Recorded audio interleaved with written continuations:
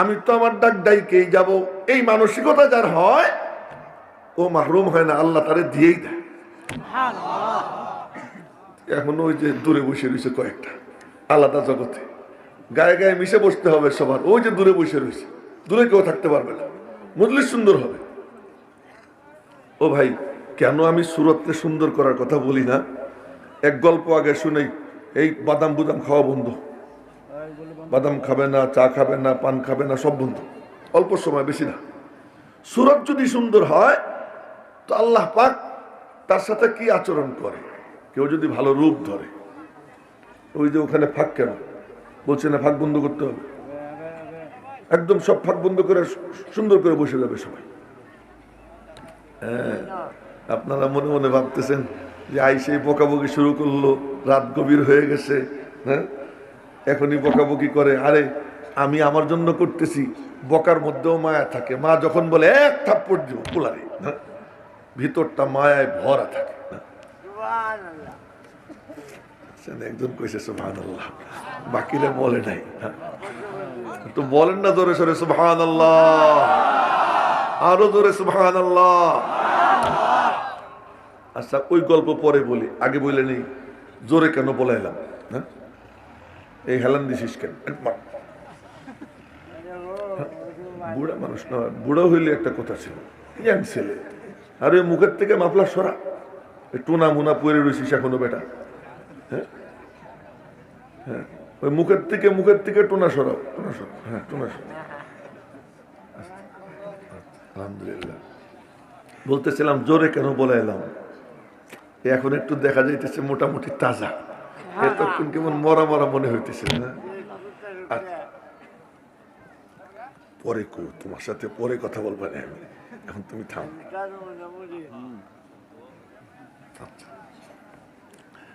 জোরে কেন বলে এলাম? মজার এক গল্প শুনি। ওই যে ওখানে বুড়া বসে রয়েছে একজন খাটু ধরে আলাদা, কইছি যে মানুষের সাথে মিশে বসতে হবে। হ্যাঁ, সামনে চলে আসে, আলাদা থাকবে না কেউ, সব গায়ে গায়ে মিশে বসবে। আরে আমার নবীজির মজলিসের রংটা হয়ে যাক, নবীজির সামনে যে মজলিস হইতো ওই মজলিসের যে রং, সেই রং হয়ে যাক। মানুষ 10 জন হয় হোক, মানুষ 100 হয় হোক, তাতে কোনো সমস্যা নাই। আমার নবীজি 5 জন নিয়ে বয়ান করতেন, 10 জন নিয়ে বয়ান করতেন, আর ইয়াহিয়া মাহমুদ কোন ঘোড়ার ডিম?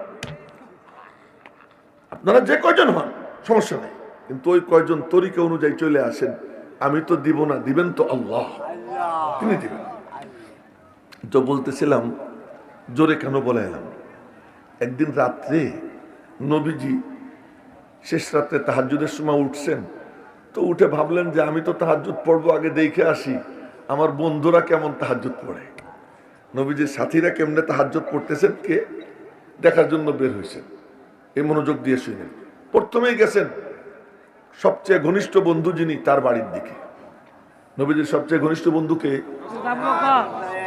মাশাআল্লাহ মাশাআল্লাহ, এত ঘনিষ্ঠ বন্ধু যে নবীজি যখন প্রথম নবুয়ত পাইলেন, তো দাওয়াত দেওয়ার জন্য প্রথম গেছেন আবু বকরের বাড়ির দিকে। ওই যে মাথা নিচের দিকে দিয়ে রয়েছে দেখে, ওই যে আর একটা দেখতেছি ঘুমায়, এটা ধাক্কা দিয়ে তাজা করে দেয়, কেউ যেন না ঘুমায়, একদম সোজা। তো প্রথমে দাওয়াত দিতে গেছেন আবু বকর সিদ্দিকের বাড়ির দিকে। আবু বকর সিদ্দিক ঠিক যে টাইমে নবীজি বের হয়েছেন, এই যে নবীজির বাড়ি বেশি না, এখান থেকে আমার মনে হয় এই যে রাস্তা এরকম 4 গুণ বা 5 গুণ হবে, এরকম 5 গুণ দূরত্বে দুজনের বাড়ি। তো নবীজি বের হয়েছেন ঠিক ওই টাইমেই। আবু বকর সিদ্দিক মনে মনে বলতেছে, আমার বন্ধু কি বলে একটু শুনে আসে। না, আগামীকাল নাস্তা খেয়ে সবাই সুবহানাল্লাহ বলবে দেখা যেতেছে। ঠিক নবীজি যে মুহূর্তে বের হয়েছেন ওই একই মুহূর্তে আবু বকর সিদ্দিকও ঘর থেকে বের হয়েছে। ঠিক মাঝখানে দেখা। নবীজি বলতেছেন, আবু বকর কোন দিক যাচ্ছেন? আপনার বাড়ি। আবু বকর বলে, আপনি কোন দিক ছুটছেন? তোমার বাড়ি। নবীজি জিজ্ঞেস করলেন, আবু বকর কেন যাচ্ছিলেন? আমার কিছু প্রশ্ন ছিল, যদি প্রশ্নগুলো সমাধান হয়ে যায় তাহলে আমি আপনার সাথে মিশে যাব চিন্তা করছি। তো নবীজি বললেন, তা প্রশ্ন করেন। আবু বকর সিদ্দিক নবীজির চেহারা দেখে চাই রয়েছে, কত তাকাই থেকে নিজে নিজেই বলে উঠছে, আশহাদু আল্লা ইলাহা ইল্লাল্লাহ ওয়া আশহাদু আন্নাকা রাসূলুল্লাহ। তো নবীজি বললেন, প্রশ্ন করবেন না? না। কেন? লিকায়ে তু জবাবে হর সওয়াল, লিকায়ে তু জবাবে হর সওয়াল, মুশকিল আজ তু হাল সওয়াদ বে কিল কাল। মনের মধ্যে প্রশ্ন অনেক ছিল, কিন্তু আপনার নুরানি চেহারার দিকে যখন তাকাইলাম, আমার মাওলা আমারে এমন কিছু দেখাইয়ে দিছেন, আর কোনো প্রশ্ন মরে নাই, সব প্রশ্নের জবাব আমি পেয়ে গেছি। এই হলো নবীজির সাথে আবু বকরের সম্পর্ক, এমন গভীর সম্পর্ক দুজনের। এই এখনো দুই একজনের মাথা নড়ে, মাথা নড়বে না ওইসব কথা বলতে গেলে লম্বা সময়। শুধু এতটুকু বলতেছি, হযরত আলী বলেন, আমরা যখন নবীজির সামনে বসতাম, আমাদেরকে দেখে মনে হইতো মরা গাছ। তো বাবারা তোমরা বলো, মরা গাছ কি নড়ে? এই যে যুবকদেরকে বলতেছি, মরা গাছ নড়ে? নড়ে না। তো হযরত আলী বলেন, আমাদেরকে দেখে মনে হইতো মরা গাছ। এখন আপনাদেরকে দেখে জন্য আমাদের মনে হয় মরা গাছ। আরে বাবা একটু চুপ করতে, পরে তুই যা বলার পরে বলিস, এখন একটু চুপ থাক। হ্যাঁ ঠিক আছে, তোর আমি 100 টাকা দিব পরে। আচ্ছা তাহলে কোনো কথা কইস না। আচ্ছা, তো নবীজি গেছেন দেখতে। এ লক্ষ্য করেন, আবু বকর সিদ্দিকের বাড়ি এই যে, আর নবীজি এখানে, কোনো আওয়াজ নেই, একেবারে কাছে গেছেন, বেড়ার সাথে কান লাগাইছেন। এখন শোনেন কি আস্তে আস্তে আওয়াজ আসতেছে। তো ভাবলেন তো দেখি 2 নম্বর হুজুরের কি অবস্থা। কে? হযরত ওমর। দেখি তার কি অবস্থা। হযরত ওমরের বাড়ির দিকে গেছেন।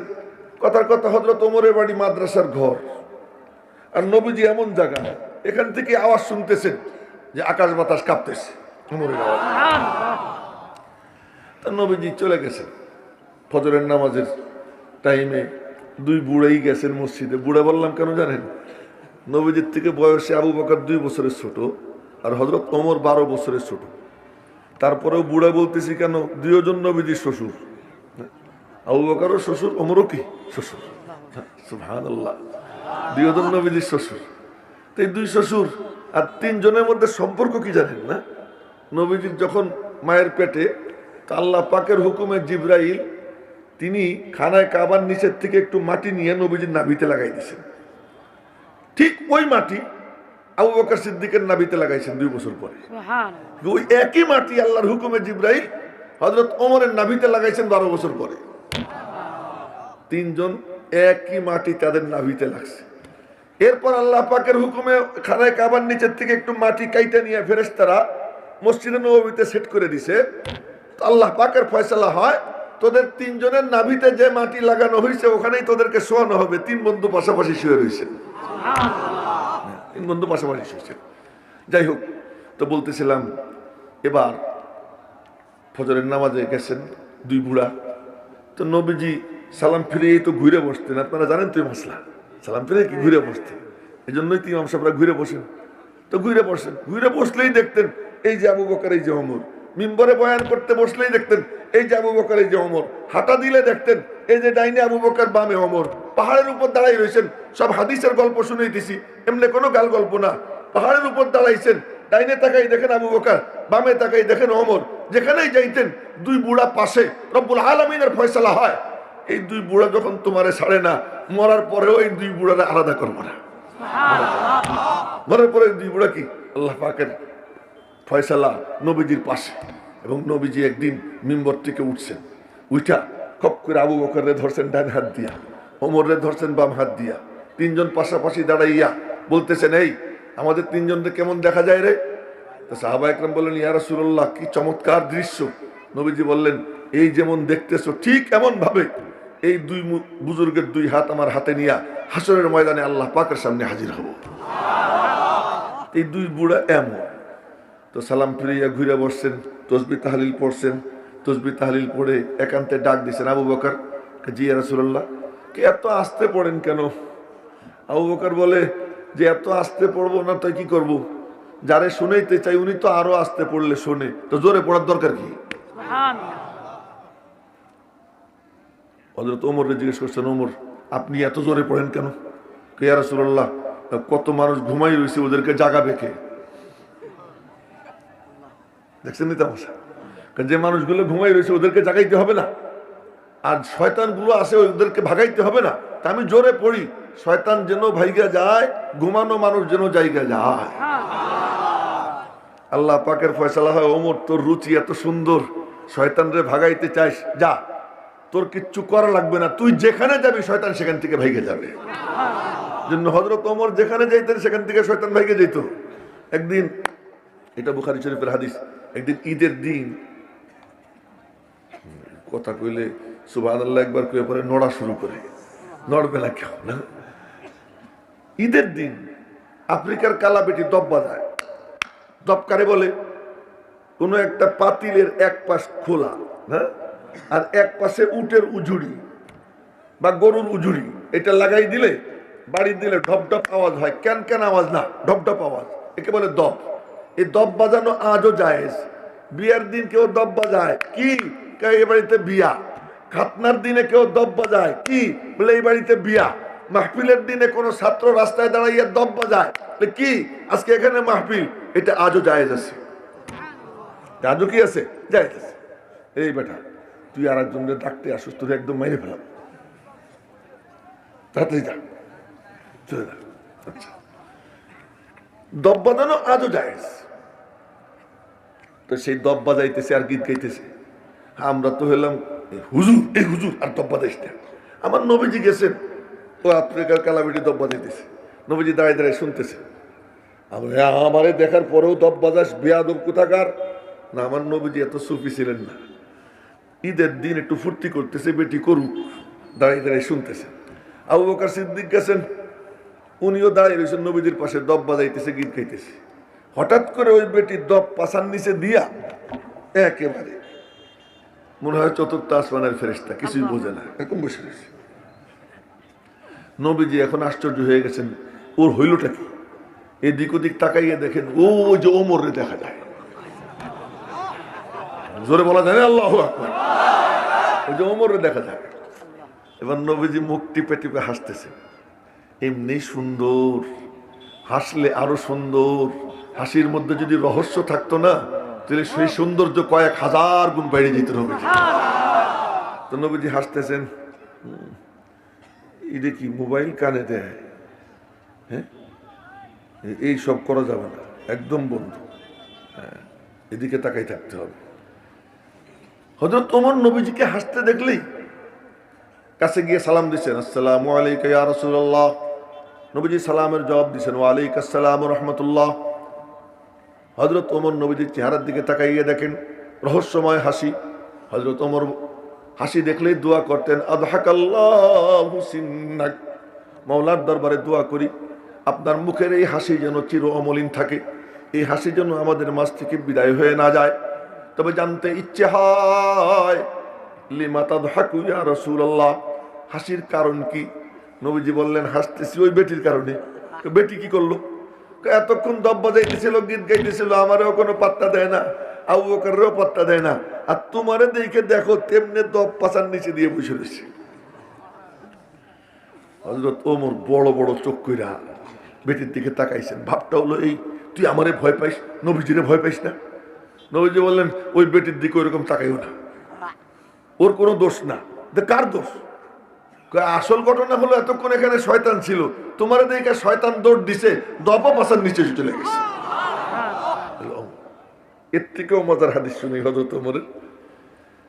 নবীজি বসে রয়েছেন ঘরে, বিবিরা চারপাশে বসা, গাল গল্প চলতেছে, হাসাহাসি চলতেছে, উঁচু আওয়াজ, একদম হাদিসের তর্জমা করতেছি, কোনো গাল গল্প না। আলিয়াতান আসওয়াতুহুন্না, বিবিদের আওয়াজ উঁচু, গল্প সল্প করতেছেন, নবীজি শুনতেছেন।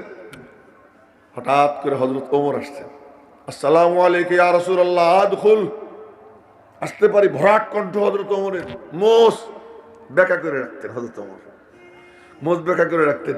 ওই চেহারার দিকে তাকাইলে রোমের রাষ্ট্রদূত পেশাব করে দিত। এরকম এরকম ওনার চেহারার মধ্যে গাম্ভীর্য ছিল, রোগ ছিল, ভীতি ছিল। তো হযরত ওমর সালাম দিছেন, সালাম দিয়ে বলছেন, আদখুল, আসতে পারি? নবীজি বলেন, আসো। ভিতরে ঢুকছেন, ঢুকে দেখেন বাহ, মুস্কি মুস্কি হাসতেছেন নবীজি। কি ব্যাপার, হাসির কারণ কি? হাসতেছি আমার বিবিদের কারবার দেখা। বিবিরা কি করলো? এতক্ষণ গল্প করতেছিল, হাসাহাসি করতেছিল। ফালাম্মা সামিনা সৌতাকা, নবীজির ভাষা, ফালাম্মা সামিনা সৌতাকা, যখন তোমার মুখের আওয়াজ শুনছে, ইবতাদারনাল হিজাব, কে কার আগে পলাইতে পারে প্রতিযোগিতা করে ও পলাইছে সব। এবার হযরত ওমর বলতেছেন, কেন আমার আওয়াজ শুনে কেন পলাবে? আপনারা কেন ভয় পায় না? আমারে কেন ভয় পাবে? আনতা আহাক্কু আইয়াহাবনা, ভয় তো আপনারে পাওয়া উচিত, আমারে কেন ভয় পাবে? এই কথা বললেই পর্দার দিকে ফিরছে। পর্দার দিকে ফিরে ডাক দিচ্ছেন, ইয়া আদুওয়াতি আনফুসিহিন্না আতাহাবনানি ওয়ালা তাহাবনা রাসূলুল্লাহ, হে নিজেদের জানের শত্রুরা, তোমরা আমারে ভয় পাও, নবীজিরে ভয় পাও না। ভিতর থেকে এক বিবি বললেন, সম্ভবত উম্মে সালামা রাদিয়াল্লাহু তাআলা না, উনি বললেন, নাম তোমারই বেশি ভয় পাই। হযরত ওমরের কথোপকথন চলতেছে, নবীজি শুধু হাসিয়ে যাইতেছে, নাম তোমারই বেশি ভয় পাই। আনতা আফাজ্জু আগলাজু, তুমি বেশি রূঢ়, তুমি বেশি কড়া, তুমি বেশি কঠিন, এই কারণে তোমারে ভয় পাই। নবীজি বললেন, ইহিনিয়া ইবনুল খাত্তাব, খাত্তাবের বেটা, তোমাকে সুসংবাদ, তোমাকে ধন্যবাদ, তুমি যেখানে যাও শয়তান সেখান থেকে পলাইয়া যায়। দুনিয়ায়ে আদালত মে তেরা নাম রহেগা, दुनियाए अदालत में तेरा नाम रहेगा, फारूक तेरे इस नाम से इस्लाम रहेगा। अम्मा जान आयशा सिद्दीका बोलेन, ज़य्यिनू मजालिसाकुम बिज़िक्रि उमर, उमरेर आलोचना दिया তোমরা তোমাদের মজলিসকে সাজাও। উমরের আলোচনা যেখানে হয় আল্লাহ পাক সেখানে ইনসাফ জিন্দা করে দেয়। উমর তো বলতেছিলাম যে আবু বকর আস্তে আস্তে কয় কেন? যারে শুনেইতে চাই আরো আস্তে বললে উনি শুনে, জোরে বলার দরকার কি?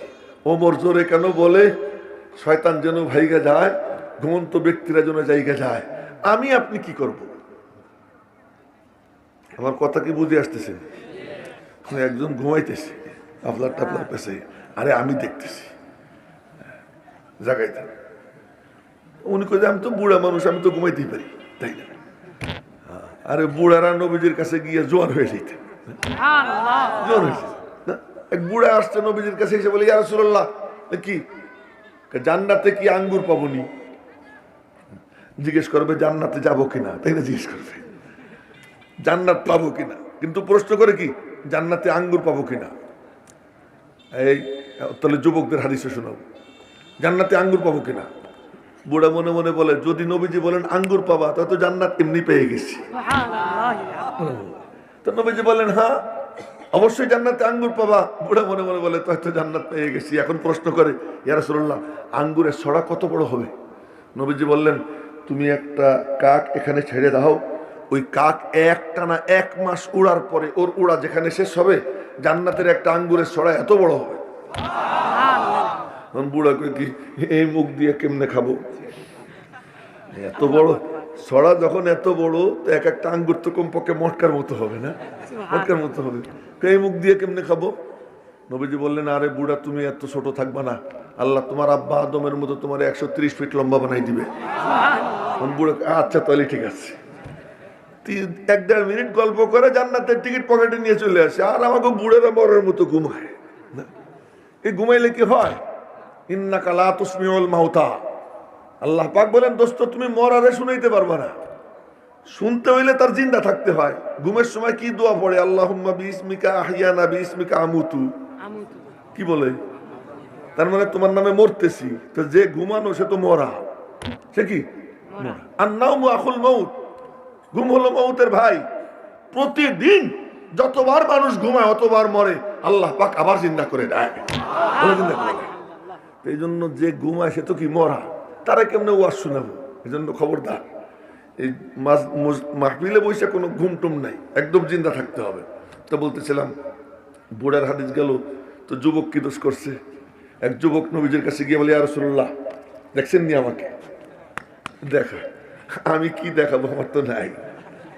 এরকম করলে তো এখানে কিছু ফোলা টোলা লাগে, আমার তো নাই ওটা। হ্যাঁ, আমার এক নাতিন আমার আপন ভাই বলে, আমি ওরে আপন ভাই বলি, পিচ্ছি এতটুকু। তো ওকা কি আপন ভাই কি দেখো, আমি দেখি পুরোটাই হাট। তো ওর যেমন আমারও তেমন। তো সে কথা বলতেছিলাম যে ওই যুবক এসে বলে ইয়া রাসূলুল্লাহ দেখছেন? হ্যাঁ দেখলাম তো, উহুদের যুদ্ধের সময়। উহুদের যুদ্ধের সময় দেখলাম তো। কি বলতে চাও? আমার এই টকবকে যৌবনটা দেখছেন? দেখছি। আমি আল্লাহর সাথে একটা ব্যবসা করতে চাই। এই যুবকরা কান খুলে শুনল। ওই যে একটা ঘুমের ভাব নিয়ে মাথা নিচের দিকে দিছে, কালা চাদর গায়ে দেওয়া, একদম তাজা হও, সোজা হও। অন্য কাউরে দেখতে কইনি, আমি একা দেখবো, অন্য কারো দেখার দরকার নাই। তো বলতেছে আমি আমার এই যৌবনটা দিয়ে আল্লাহর সাথে একটা ব্যবসা করতে চাই। কি ব্যবসা? আমি আমার টকবকে যৌবনটা মালিককে দিবার চাই, বিনিময়ে কি পাবো জানতে চাই। টকবকে যৌবনটা আল্লাহকে দিব, বিনিময়ে কি পাবো জানতে চাই। নবীজি বললেন বিনিময়ে তোমার মালিক তোমার দিকে তাকাই একটা মুস্কি হাসি দিবে। হাতে ছিল খেজুরের ছড়া, দুই একটা খাইতেছে, একটু শরীরে শক্তি দরকার, দুই একটা খাইতেছে। খাইতে খাইতে দূর দেরি হয়ে যাইতেছে, দিছে ছড়া ফেলাইয়া, ছড়া ফেলাইয়া দিয়া এক দৌড় দিছে তরবারি হাতে নিয়া। তো নবীজি তার দিকে তাকাই রয়েছেন অপলক নেত্রী। ও যুবকরা খালি চিৎকার দাও, চিল্লা চিল্লি করো, হইচই করো, স্লোগান দাও, আসলে দেখো দিনের জন্য কি মানসিকতা, কি মেজাজ, আল্লাহর জন্য কি মানসিকতা, কি মন, তার ফল কি হয়। দৌড় দিছে, নবীজি তাকাই দিছে। চাঁদ মেঘের মধ্যে ঢুকলে যেমন দেখা যায়, উনি যখন শত্রুদের ভিড়ের মধ্যে ঢুকতেছিলেন ওরকম দেখা যাইতেছিল। ভিতরে ঢুকছেন, মারামারি করতে করতে শেষ পর্যন্ত শহীদ হয়েছেন। পরে মাথার থেকে পা পর্যন্ত দেখা যায় 99টা আঘাত। আজকে ওই যুবক কোথায়? আজকে এমনি কি মানি না, মানবো না, মানতে পারি না, আল্লাহ রসুলের অবমাননা, বিশ্ব নবীর অপমান সইবে না আর মুসলমান। মিছিল হয়, আরে মিছিল দিয়ে কোনো কাম হয় না। যে কাম করে সে মিছিল করে না, যে মিছিল করে সে কাম করে না, যে হইচই করে সে কাম করে না, যে কাম করে সে হইচই করে না। যে খুনই খুন করতে চায় ও খুন কইরা চলে আসে, ঘোষণা দেয় না যে আমি তোরে খুন করব, এ কথা বলে না, কিন্তু খুনটা কইরা আসে। যে কাজ করে সে কথা বলে না, যে কথার ফুলঝুরি ছুটায় সে আসলে কাজ করতে চায় না। ওই দেখো কাজ কাকে বলে। আল্লাহর সাথে ব্যবসা করতে চাই, কি ব্যবসা? টকবগে যৌবনটা মাওলাকে দিবার চাই। আজ যদি এমন যুবক থাকতো যে আমার টকবগে যৌবন মাওলাকে দেওয়ার জন্য আমি প্রস্তুত। আজ যদি কলেজের ছেলেরা বলতো আমি কলেজে পড়তে পারি, আমি বিজ্ঞান পড়ি, আমি আর্টস পড়ি, কমার্স পড়ি, যাই পড়ি, সায়েন্স নেই, যাই নেই, কিন্তু আমি আমার মালিকের সন্তুষ্টি চাই। আরে আমার মালিকের উপর যদি কোনো হামলা হয়, কোরআনের উপর যদি কোনো হামলা হয়, আমার টকবগে যৌবনটা মাওলাকে দিতে আমি প্রস্তুত। ভালো করে মনে রেখো, ভালো করে মনে রেখো, যুদ্ধের ময়দানে গিয়ে কেউ শহীদ হয় না। যদি শহীদ হওয়া আল্লাহ কপালে লিখে রাখে তবেই সে শহীদ হয়, না হলে যুদ্ধের ময়দানে গিয়ে কেউ শহীদ হয় না। তাই যদি হইতো খালেদ ইবনে ওলীদ একা হাজার হাজার কাফেরদের ভিড়ের মধ্যে ঢুকে যাইতেন, মনে মনে বলতেন আমারে কাটুক, টুকরা টুকরা করে ফেলাক, আমার এক এক অঙ্গ এক একখানে থাকবে। হাসরের ময়দানে অঙ্গগুলো আইসা দূর দূরান্ত থেকে আইসা আইসা অঙ্গগুলো জোড়া লাগবে, আর মাওলার সামনে মাওলা দেখবেন আমার অঙ্গগুলো ছড়াইয়া ছিটাইয়া আছে। কিন্তু খালেদ ইবনে ওলীদের গায়ে এখানেও কোপ দেয়, এখানেও কোপ দেয়, কিন্তু কোপ লাগে না, কিছুই হয় না। ওই খালেদ ইবনে ওলীদ বিছানায় শুয়ে শুয়ে দুই চোখ দিয়ে পানি পড়ে, আর আল্লাহরে বলে আল্লাহ তোমার কাছে শাহাদত চাইলাম, তুমি তো দিলা না, তুমি তো দিলা না। খালেদ ইবনে ওলীদ মওতের সময় বলে এ ভিতুর দল, কাপুরুষের দল, তোরা ভালো করে যাইনা রাখ, যুদ্ধের ময়দানে গেলে কেউ শহীদ হয় না যদি মালিক তার কবলে শাহাদত লিখে না রাখেন। এই জন্য ভয় করিস না, আল্লাহর দ্বীনের জন্য নাইমা যা। আল্লাহ যদি তোর কপালে শাহাদত লিখে রাখেন শহীদ হবি, আর যদি শাহাদত লিখে না রাখেন তা হাজারো কাফিরের ভিড়ের মধ্যে গেলেও তোর পশমও ব্যাখ্যা করতে পারবে না। খালেদ ইবনে ওলীদ শেষ পর্যন্ত বিছানায় শুয়ে মারা গেছেন, কিন্তু খালেদ ইবনে ওলীদ আসলে জানতেন না, উনি দোয়া করছেন খামাখা, আল্লাহ আমারে শহীদ করো, শহীদ করো। উনি যদি শহীদ হয় আমার মাওলার তলোয়ার ভেঙে যায়।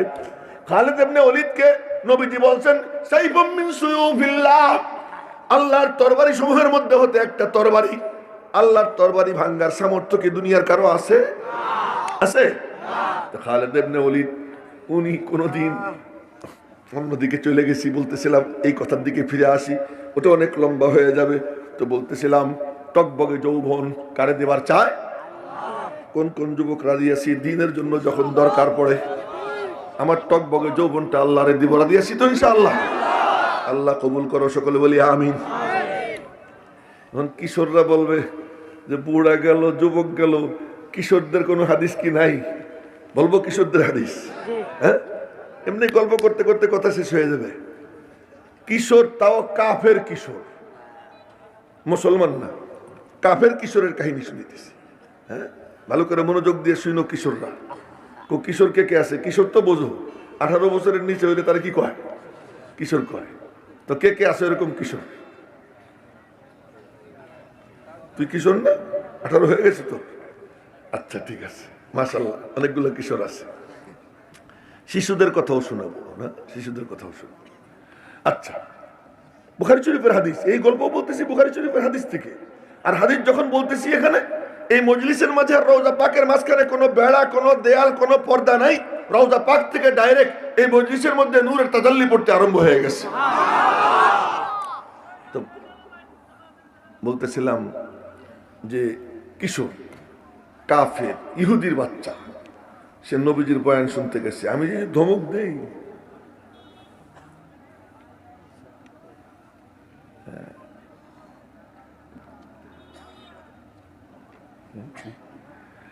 আমি যে ধমক দেই, সবাই মনোযোগ সহ কি কি কেউ কিছু কোনো সমস্যা আছে? আচ্ছা আচ্ছা আচ্ছা, আরে আমি হাদিস শুনাইতেছি, আর সমস্যা হইলেই বাকি, আমার কোনো চিন্তা নাই, আমি কোনো টেনশন করি না। আমার নবীজির হাদিস শুনাইতেছি, এখন এই মজলিসের সাথে রওজা পাকের কানেকশন হয়ে গেছে, কানেকশন হয়ে গেছে, কোনো সমস্যা নেই। তো বলতেছিলাম 15 বছরের যুগ, মানে কিশোর, নবীজির বয়ান শুনতে গেছে, কাফেরের বাচ্চা। আরে তোমরা যে আসো কিশোররা, যুবকরা, ওলামা একরামের বয়ান শোনো, মনোযোগ দিয়ে শুনো, যদি নজর পড়ে যায়, নেক নজর যদি পড়ে যায়, এই নজরের বরকতে আল্লাহ পাক তোমাকে মৌতের আগে কলেমা নসিব করে মৌত নসিব করে দিবে আল্লাহ তাআলা, যদি নেক নজর পড়ে যায়। তো ওই কিশোর নবীজির বয়ান শুনছে। আমার নবীজির অভ্যাস ছিল, আপনারা বলবেন তুমি দি সবাই দেখো, এই রে বলো, এই করেন কেন, ওই করেন কেন, এটা সুন্নত। আমার নবীজি বয়ানের সময় তাকাই তাকাই সবাই দেখতেন, চোখ ঘুরাইতেন, এবং যারে একবার দেখতেন তারে আর ভুলতেন না, কোনোদিন ভুলতেন না। তো নবীজির বয়ান শুনছে এক ইহুদির ছেলে, কয়েকদিন বয়ান শুনছে, তো নবীজির তার চেহারাটা মাথার মধ্যে বসে গেছে। একদিন বয়ান করতেছেন, দেখতেছেন ছেলেটা নাই। তো সাহাবীদেরকে বললেন, ওই ইহুদি ছেলেটা যে ওরে যে দেখতেছি না, গেল কোথায়? তো সাহাবীরা খোঁজ নিয়ে এসে বলে, ইয়া রাসূলুল্লাহ, ওর তো জ্বর হয়েছে। আর মদিনা শরীফের জ্বর যে কি মারাত্মক রোগ, এটা যাদের হয়েছে ওখানে গিয়ে তারা জানে না। জ্বর হয়েছে বেলালের, আর বেলাল কয় কি হে কবে মক্কায় যাব, মানে মদিনার, মানে জ্বরে আক্রান্ত হইয়া কবে মক্কার সেই প্রান্তরে যাব। ওই শেরটের এখন শোনাবো না, ওই শের বুখারী শরীফে আছে। আবু বকর সিদ্দিকও শের পড়া শুরু করছে জ্বরে আক্রান্ত হইয়া। তো জ্বর, নবীজি সংবাদ পেয়ে বললেন, আচ্ছা চলো তো ছেলেটারে দেখে আসে। দেখতে গেছেন, দেখেন শুয়ে রয়েছে, কপালে হাত দিয়া, জ্বর টর দেখে। আর নবীজি বুঝতে পারলেন বাঁচবে না। তো নবীজি বললেন, বাবু তুই কলেমা পড়। ইহুদি ছেলে, আর তার পাশে তার বাপ দাঁড়াই রয়েছে, ওইরকম বাপের দিকে তাকাইছে, তাকাইয়া চোখ দিয়ে জিজ্ঞেস করে, আব্বু কলেমা পড়বো নি? তো বাপে বলে কি, আতি আবুল কাসেম, আব্বু তুই আমার কথা শুনিস না, আবুল কাসেমের কথা শোন। ওই অবস্থায় ওই ছেলেটা কলেমা পড়ছে। কলেমা পড়াও শেষ, সাথে সাথে জান কবজ হয়ে গেছে। নবীজির নেক নজর পড়ছে। তো মৌতের সময় আল্লাহ পাক নবীজিরে ওর কাছে পাঠাইয়া কলেমা পড়াইয়া কোলে করে আল্লাহ পাক জান্নাতে পৌঁছে দিয়েছে। এই জন্য উলামা একরামের নেক নজর কামাই করবা। এখন হলো শিশু, না, শিশুর কথা শুনে। 5 বছরের শিশু, বুখারী শরীফের হাদিস, 5 বছরের শিশু বলে কি, আকালতু মাজ্জাতান মাজ্জাহান নবী সাল্লাল্লাহু আলাইহি ওয়াসাল্লাম ফি ওয়াজহি। আমার মনে আছে যে নবীজি কুলি করে আমার মুখে মারছেন, এমন করে মারছেন, আমার মনে আছে। তখন আমি কত বড় জানো, কোয়ানা ইবনু খামসি সিনিন, তখন আমি 5 বছরের বেটা। এই 5 বছর বয়সে নবীজির সাহাবী হয়ে গেছেন, শুধু মনোযোগ দিয়ে বয়ান শুনে, মনোযোগ দিয়ে বয়ান শুনে। এই জন্য বলি যে বয়ানের সময় সবাই যদি মনোযোগ দেয় না, কাউকে আল্লাহ তাআলা মাহরুম করে না। শিশু হোক, কিশোর হোক, যুবক হোক, বুড়া হোক, আল্লাহ পাক সবার সিনায় কোরআন ও হাদিসের নূর দান করে দেয় যদি বয়ান এরকম মনোযোগ সহকারে শুনে। তো বলতেছিলাম যে এখন আমরা কি করব? আবু বকর আসতে বলছেন, ওমর জোরে বলছেন। নবীজি বলেন, আসহাবি কান্নুজুম, আমার সাহাবীরা নক্ষত্র তুল্য, তোমরা যাকে ফলো করবা তার বরকতে হেদায়েত পাবা। আসতে বললে আবু বকরের অনুসরণ হয়, জোরে বললে ওমরের অনুসরণ হয়। আসতে বললেও হেদায়েত, জোরে বললেও হেদায়েত। তবে তুমি তোমার সমাজের দিকে তাকাও, অমুকখানে কুত্তা ঘেউ ঘেউ করে, তমকখানে শুয়ার হা করে আসে, অমুকখানে নাস্তিক মুরতাদ হা করে আসে। এনজিও, ইহুদি খ্রিস্টানদের দালাল, ওরা সব ওৎপেতে আসে, কোরআনে কারিমের আলো নিভিয়ে দিতে চায়, উলামা একরামের কণ্ঠ স্তব্ধ করে দিতে চায়, আল্লাহর কালামের নূর তারা চমকে দিতে চায় না। এই যে তারা চতুর্দিক থেকে হা করে আসে ইসলামের আলো নিভিয়ে দিতে, এই সময় কি আমি মিন মিন করব না ওমরের মতো জোরে সোরে বলবো সুবহানাল্লাহ? সময় কি করবো? জোরে সোরে বলবো। জোরে বলার কি পাওয়ার, খালি এইটা বইলেই কথা শেষ করে দেব, আজকে কিন্তু আর কিচ্ছু বলবো না। সময় এমনি এই কথা বলবে না, ও কথা বলতেছে ওই দেড় ব্যাটারিটা, এই মজলিসের কেউ বলে নাই, এই যে এরা আইতেছে আর কথা বলতেছে। আমি তো গালাগালি একটা দিয়ে ফেলেছি না, আল্লাহ মাফ করো। দেড় ব্যাটারি আসলে গালি দিই না, আমি ঠাট্টা করে বলি আর কি, মজাক করে বলি। যাই হোক, তো বলতেছিলাম কি জন্য বলতেছিলাম,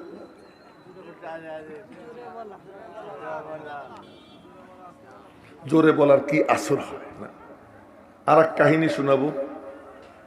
বাচ্চা হারুনুর রশিদ বসে রয়েছে, বিবি জুবাইদা তার মাথার চুল বিলি দিতেছে। এমন সময় উপরের থেকে তাকাই দেখে মানুষ আর মানুষ, মানুষ আর মানুষ। এর মধ্যে বাচ্চা হারুন জিজ্ঞেস করে, কি হইল বাগদাদে এত মানুষ? বিবি জুবাইদা বলে, বাগদাদে এক লোক আইছে। কে? আব্দুল্লাহ ইবনে মুবারক। আব্দুল্লাহ ইবনে মুবারককে ইমামে আজম আবু হানিফার ছাত্র। লোকটা কেমন? এই যুবকরা শুনো। যৌবনকালে বাপরে বলে, আব্বা আমি ব্যবসা করবো, আমার কিছু টাকা দেন। তো বাপে ছিল কোটিপতি, 20,000 দিনার দিছে। 20,000 দিনার মানে বর্তমান যুগের কয়েক কোটি টাকা। এই তুমি ঠ্যাং গুটাও, ঠ্যাং লম্বা করছো কে? বুড়ারা বসে রয়েছে গুটাইয়া, তুমি যুবক। তো 20,000 দিনার মানে কয়েক কোটি টাকা। এই টাকা নিয়ে গেছে। 1-1.5 বছর পরে ফিরে আইছে। বাপে জিজ্ঞেস করে, বাজান ব্যবসা কেমন হইল? ছেলে জবাব দেয় কোরআন শরীফের আয়াত দিয়া, আয়াত মিশাইয়া, আরজু তিজারাতান লান তাবুর, আশা করতেছি ব্যবসাটা এমন আব্বা যাতে কোনো লস নাই। বাপ দেখে টাকাও নাই, কিছুই নাই, কিন্তু ছেলে বলে ব্যবসা এমন যার কোনো লস নাই। বাপ বুঝে ফেলেছি ব্যবসা কি, পরে বলবো ব্যবসাটা কি। ব্যবসা কি বাপ বুঝছে। ঠিক আছে বাদান দাঁড়াও। ঘরে গিয়ে সিন্দুক খুইলা, তখন তোর ব্যাংক ছিল না, এই ইহুদিদের প্রতিষ্ঠান ব্যাংক, এই ব্যাংক তো ছিল না। সিন্দুক খুইলা আরো 20,000 দিনার বের করে, না আব্বা ব্যবসা ভালো করে করো, আরো 20,000 নিয়ে যাও। 20,000 নিয়ে গেছে। কয়েক বছর পরে ফিরে আসছে। এখন জানা গেল মক্কা, মদিনা, কুফা, বসরা, বুখারা, সামারকান, তাসখান, এই সমস্ত এরিয়া ঘুইরা ঘুইরা সমস্ত বড় বড় মুহাদ্দিসদের থেকে এলমে হাদিস সিনায় নিছেন, যে উস্তাদদের সংখ্যা 4,000+। 4,000-এর অধিক উস্তাদ থেকে এলমে হাদিস আহরণ করছেন। এখন ঘটনা কি? এখন তো দেখা যায় সাকিব আল হাসান যদি চলে আসে গৌরীপুর, না আর দ্বিতীয়বার নাম নিব না, একবারই দিলাম, যদি চলে আসে একটু সেলফি তুলবে তার সাথে দাঁড়াইয়া, একটু তারে এক নজর দেখবে, কত মানুষ যাবে না। ওই জামানা ছিল কি, আব্দুল্লাহ ইবনে মুবারক ইলমে হাদিসের নূর তার সিনায়, সে যখন রাস্তায় নামতো আবাল বৃদ্ধ বনিতা পঙ্গপালের মতো ছুটে যেত তাকে এক নজর দেখার জন্য। ওই জামানাটা এমন ছিল। আব্দুল্লাহ ইবনে মুবারক যখন বাগদাদে ঢুকছেন, তো লোকজন পঙ্গপালের মতো নামছে তারে দেখার জন্য। তো বাচ্চা হারুন, আচ্ছা আব্দুল্লাহ ইবনে মুবারক, হ্যাঁ। একটু পরে খোলা ময়দানে, এখানে আর কয়জন মানুষ, খোলা ময়দানে, কোনো প্যান্ডেল ট্যান্ডেল নাই, মাইক টাইকও নাই, খোলা ময়দানে হাজার হাজার মানুষ জমছে। সবাই বলে, হুজুর আমরা হাদিস শুনবো। উনি উপরে বসছেন, আমি আপনাদেরকে হাদিস শুনে দিচ্ছি মাংনা মাংনা, আর উনি ওনার কাছ থেকে হাদিস শুনতে চায়। উনি উপরে বসছেন, উনি হাদিস বলতেছেন। এখন ওনার তো মাইক ছিল না, ওনার আওয়াজ পৌঁছে দেওয়ার জন্য যারা মুকাব্বির, একটা কথা উনি বললেন, বলার পরে ওখান থেকে 10-20 জনে বলতেছে, আবার ওইটা শুনি না পিছন থেকে 10-20 জনে বলতেছে। এই করতে করতে পুরা মজলিসে আওয়াজটা যারা পৌঁছে দিবে, এই মুকাব্বিরের সংখ্যা ছিল 4000। তাহলে ছাত্র সংখ্যা কত হইতে পারে? হ্যাঁ? ছাত্রের সংখ্যা কত হইতে পারে? পরে জানা যায় ছাত্রের সংখ্যা 90,000। 90,000 ছাত্র, তাদের মধ্যে ওনার হাদিস, উনি হাদিস শুনাইতেছেন। এমন সময় ওনার হাসি আসছে। আমার তো হাসি আসলে হাসি দেই, কাপড় চোপড় নষ্ট হয়, পাশে কেউ থাকলে তাল লাগে, সে দূর মিয়া, কোনো তোমার সভ্যতা ভদ্রতা নাই। হ্যাঁ, হাসি দেওয়ার সময় একটু মুখে হাতটা দেওয়া যায় না? আমার নবীজি কত ভদ্র ছিলেন, সেই সময় হাসি দেওয়ার সময় মুখে হাত দিতেন, রুমাল থাকলে রুমাল দিতেন, না হলে কিছু দিয়ে মুখ ঢাকতেন। আব্দুল্লাহ ইবনে মুবারক ওই সুন্নতের উপর আমল করতে গিয়া মুখে হাত দিয়া বা কিছু দিয়া হাসি দিয়েছেন। হাসি দিয়া ঠোঁট নাড়াইয়া আলহামদুলিল্লাহ বলছেন। সাগরেদরা সামনে যারা ছিল 90,000-এ একসঙ্গে বলে উঠছে ইয়ার হামুকাল্লাহ, ইয়ার হামুকাল্লাহ যে বলে উঠছে, বাদশা হারুন চমকে উঠছে। জি, কি আওয়াজ, এত বিকট আওয়াজ! বিবি জুবাইদা বলে, কি বাদশা ভয় পাইলেননি? এত বিকট আওয়াজ। কয় ভয় পাওয়ার কারণ নাই, সাগরেদরা মনে হয় হাসির জবাবে আলহামদুলিল্লাহর জবাবে ইয়ার হামুকাল্লাহ কইছে এই জন্য। তখন কয় আচ্ছা ঠিক আছে। এখন বিবি জুবাইদা জিজ্ঞেস করে, বাদশা আপনি আসলে বাদশা না আব্দুল্লাহ ইবনে মুবারক বাদশা? বাদশা হারুন তখন জবাব দেয়, আমি মানুষের দেহের বাদশা, আব্দুল্লাহ ইবনে মুবারক মানুষের অন্তরের বাদশা।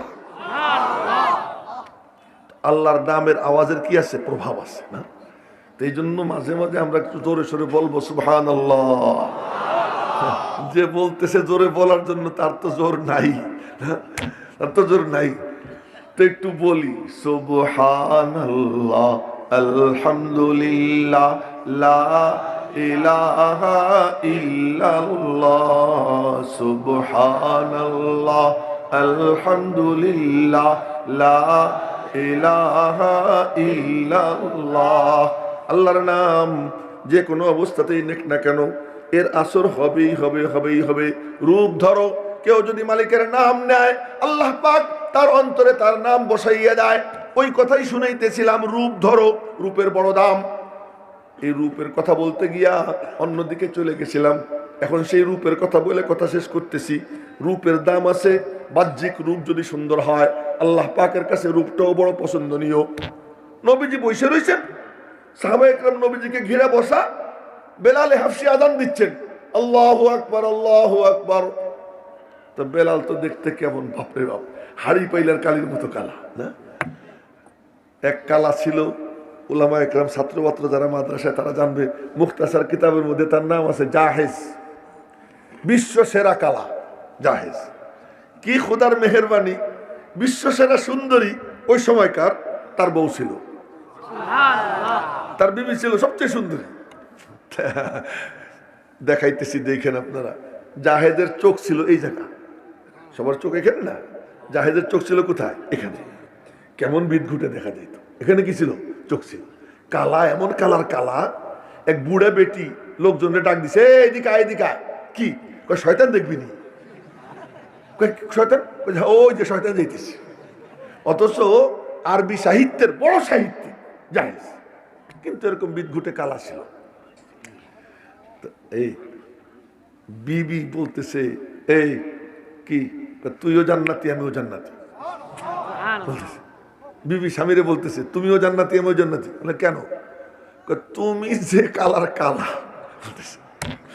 তুমি যে কালার কালা, এর উপরে যে আমি সবর করতেছি, এর বরকতে আল্লাহ আমাকে জান্নাত দিয়ে দিবে। আর তুমি জান্নাতি, আমার যে তুমি পাইছো এই চেহারা নিয়ে, বলতেছে বউ, যে এই চেহারা নিয়ে যে তুমি আমার পাইছো, এর উপর যদি তুমি শুকর আদায় করতে থাকো, তো শুকর করে নেওয়ার জন্যও জান্নাত। তুমি শাকের, আমি সবের। হ্যাঁ, তুমি শুকর আদায় করবো, আমি কি করব? সবর করব। দুজন আমরা জান্নাতে যাবো ইনশাআল্লাহ, বউ বলতেছে না। তো কালা, এই কালাদের সর্দার ছিলেন নবীজির জামানায় বেলালে হাফসি। হাড়ি পাইলার কালির মতো কালা, চ্যাপটা নাক, ছোট ছোট কান, ধাদরা খাদরা চেহারা। কিন্তু নবীজির সুহবতের বরকতে অবস্থা এমন, যে বেলালের সামনে গিয়ে কেউ দাঁড়াইলে বেলালের চেহারার মধ্যে তার চেহারা দেখা যায়, এমন নূর আল্লাহ পাক বেলালের চেহারায় দান করছিলেন। কিন্তু যাই হোক, কালা ছিলেন। তো বেলাল আযান দিচ্ছেন, আল্লাহু আকবার, আল্লাহু আকবার। তো ওই মক্কার কাফেরদের বাচ্চারা, এটা হলো হুদাইবিয়ার সন্ধির সময় 6ষ্ঠ হিজরিতে, অত বিস্তারিত বলার সময় নেই, অন্য সময় কোনো সময় বলবো। আজকে আইছিলাম আগে, যদি তখন দিত তাহলে লম্বা বয়ান করতে পারতাম, কিন্তু আমার প্রায় 1.5 ঘন্টা পরে 2 ঘন্টা বসাই রেখে পরে হুজুর আনছে। এখন আমার কিচ্ছু করার নাই, সব দোষ ওনার, কিন্তু আমার পরে আনছে। তো বলতেছিলাম যে মক্কার মুশরিকদের বাচ্চারা বেলালের আযান শুনতেছে, আল্লাহু আকবার, আল্লাহু আকবার, ওরা বলতেছে আল্লাহু আকবার, আল্লাহু আকবার, ভেঙ্গায়। আল্লাহ কয়, আমার নাম নিয়ে ভেঙ্গাইস না, আমার নাম নিতেছিস। নবীজির কানে আওয়াজ গেছে। আজানের সময় নবীজি কিচ্ছু বলেন নাই। আজানের শেষে সাহাবীদেরকে বললেন, এইগুলোরে ধরে নিয়ে আসো। তো ধরার জন্য সাহাবীরা যখন আগাইছেন, ওগুলো দিছে দৌড়। কিন্তু একটা ছেলে দাঁড়াই রয়েছে, ওই ছেলেটার নাম আবু মাহজুরা। তো ধরে আনছে। নবীজি বললেন, কি বলতেছিলা? না কিছু না। কারে বেটা, চুপ কর, আমার সাথে বল, নবীজি বললেন। তো নবীজি মাথায় হাত দিয়ে আদর করে করে বললেন, আমার সাথে বলো। নবীজির চোখ পড়ে গেছে তার উপরে, নবীজির চোখ লেগে গেছে। ও যে আল্লাহু আকবার বলছে, সবাই দৌড় দিছে, ও যে দৌড় দেয় নাই, মুরব্বীর কাছে চলে আসছে। নবীজির রহমতের নজর পড়ে গেছে, মাথায় হাত দিয়ে আদর করে বললেন, বলো, আমার সাথে সাথে বলো। এবার নবীজি বলেন, আল্লাহু আকবার, আল্লাহু আকবার। ও বলে আল্লাহু আকবার, আল্লাহু আকবার। এরপরে আশহাদু আল্লা ইলাহা ইল্লাল্লাহ। মনে মনে কয়েক তো পড়ে গেছি ধরা। তার কারণ 360 দেবদেবী পূজা করি আমরা, আর আমারে বলতেছি আশহাদু আল্লা ইলাহা ইল্লাল্লাহ, আল্লাহ ছাড়া কোনো মাবুদ নাই, সাক্ষী দিচ্ছি। এটা কেমনে বলি? যাতে অন্য কেউ না শুনে, ডাইনে বামে তাকায় আস্তে করে বলে আশহাদু আল্লা ইলাহা ইল্লাল্লাহ। নবীজি মাথায় হাত দিয়ে আদর করে বললেন, আরে বেটা জোরে বল, আশহাদু আল্লা ইলাহা ইল্লাল্লাহ। এবার জোরে বলছে, মনে মনে বলে পরে থুক্কু দিয়ে নিব। নবীজি মাথায় হাত দিয়ে আদর করে বললেন, এবার বলো আশহাদু আন্না মুহাম্মাদার রাসূলুল্লাহ। ও না বলে তো কোনো উপায় নাই, আস্তে করে বলছে, গলা খাদে নামাইয়া, আশহাদু আন্না মুহাম্মাদার রাসূলুল্লাহ। নবীজি বললেন, আরে বেটা গলা সাইডে দিয়ে বল। এবার গলা সাইডে দিয়ে বলছে, আশহাদু আন্না মুহাম্মাদার রাসূলুল্লাহ।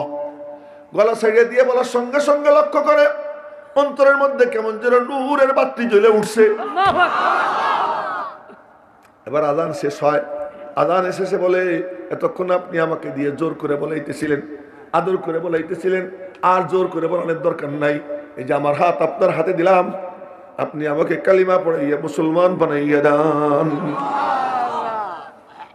তেরে মাহবুব কে আরব शबाहत लेके आया हो, तेरे महबूब की यारब शबाहत लेके आया हो, हकीकत तू उसको कर दे मैं तो सूरत लेके आया हो। रूप যদি সুন্দর হয় তখন আল্লাহ পাক ওইটাকে ভিতরে গুণে পরিণত করে দেয়। এজন্য রূপটা সুন্দর করা দরকার। তাই বলি, দিনী জলসায় যখন আসবো মস্তুন তরিকায় বসবো। মস্তুন তরিকা কি? আত্মাহিয়াতুস সূরাতে বসা তা না, গায়ে গায়ে মিশে বসা, মাথা না নাড়ানো। এই মিম্বরে যে বসবে তার দিকে চাতক পাখির মতো তাকাইয়া থাকা, এদিক ওদিক না তাকানো, অন্য কোনো কাজ না করা, এর ইহতেমাম করে যে মনোযোগ দিয়ে শুনবে। ইয়াহিয়া মাহমুদ কিছু বলতে পারুক আর না পারুক, মুফতি আহমদ আলী সাহেব ভালো কিছু বলুক আর না বলুক, কিন্তু এই আগ্রহ দেখে আল্লাহ পাক তার খাজানা থেকে যার যেমন মন, তার মনে আল্লাহ তেমন বসিয়ে দিবে। এই জন্য আপনাদেরকে বকাবকি করে বলছি, একটু সুন্দর করে বসেন। আজকের জন্য না, যে কোনো মাহফিলে, যে কোনো দিন জামে মসজিদে মিম্বরের কাছাকাছি গিয়া চাতক পাখির মতো খতিবের দিকে তাকাই থাইকা বয়ান শোনা। এই বয়ান যে এরকম মনোযোগ দিয়ে শোনে, আল্লাহ পাক তার সিনা হেদায়েতের নূর পৌঁছে দেয়। তো আল্লাহ পাক যেন আমাদের সকলকে সবসময় বয়ান এরকম মনোযোগ সহকারে শুনবার তৌফিক দান করেন। এলোমেলো বিক্ষিপ্ত কিছু কথা বললাম, ভুল ত্রুটি আল্লাহ তাআলা মাফ করেন, সহি শুদ্ধটুকু কবুল করেন। হুজুর বলছিলেন কমপক্ষে 1 ঘন্টা, আমি মনে মনে ভাবছিলাম আধা ঘন্টা, কিন্তু পরে ভাবলাম 45 মিনিটে শেষ করব। এখন দেখলাম যে 50 মিনিটও পার হয়ে গেছে, 50 মিনিট পার হয়ে গেছে। আজকে এই পর্যন্তই ইনশাআল্লাহ। এখন এই সব চালু থাকবে যদি মাদ্রাসা জিন্দা থাকে। তো মাদ্রাসার খাদেম হইতে রাজি আছে তো ইনশাল্লাহ?